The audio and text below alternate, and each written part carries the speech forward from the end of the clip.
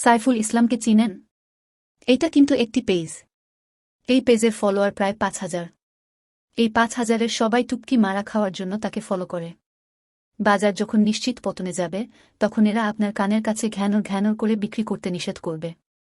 আপনি বিক্রি করলে এদের বিক্রিতে বাধা হয়। আপনি বিক্রি করলে আপনার টাকা আটকানো যায় না।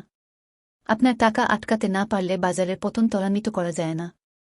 তাই এরা বিরাট বিরাট আশা দেয়। যেমন বাজারে যখন পরিষ্কার সেল প্রেশার লক্ষণীয়, তখন এসে বলে, এখান থেকে সূচক ১০,০০০ হবে, নো সেল। এভাবে আপনাকে বিক্রি করতে নিষেধ করবে। আবার যখন বাজার ওঠার সময় হবে, তখনই আবার অন্য আইডি দিয়ে বলবে। বাঁচতে চাইলে সব ছেলো করেন। এরা শুধু পেজে বলে এমন নয়, এরা বিভিন্ন Telegram group, WhatsApp group, Messenger গ্রুপে এইসব বলে বেড়ায় আর ফিডিং করায়।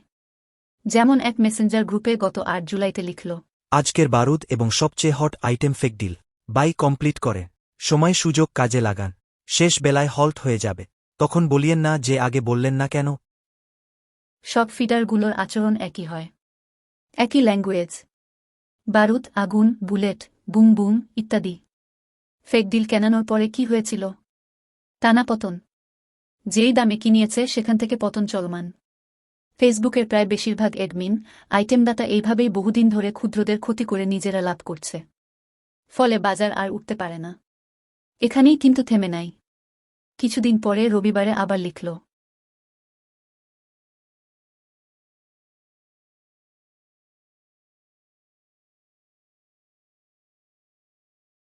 সাময়িক কারেকশন শেষ করে আগামীকাল থেকে মার্কেট পজিটিভ মুভমেন্ট শুরু করবে। সেই রবিবার ছিল ১৪ জুলাই। আমরা দেখছি পতনের বাজার পড়েই যাচ্ছে। আর বোকাশোকা বিনিয়োগকারী যারা ফেসবুকে পীর খুঁজে, তাদের টাকা আটকেই যাচ্ছে। এদের কথা শুনবেন আর গালি দিবেন সরকারকে। আগে এদেরকে গালি দেন, রিপোর্ট করে করে আইডিগুলো বন্ধ করার ব্যবস্থা করেন। সবার মাঝে ছড়িয়ে দিন।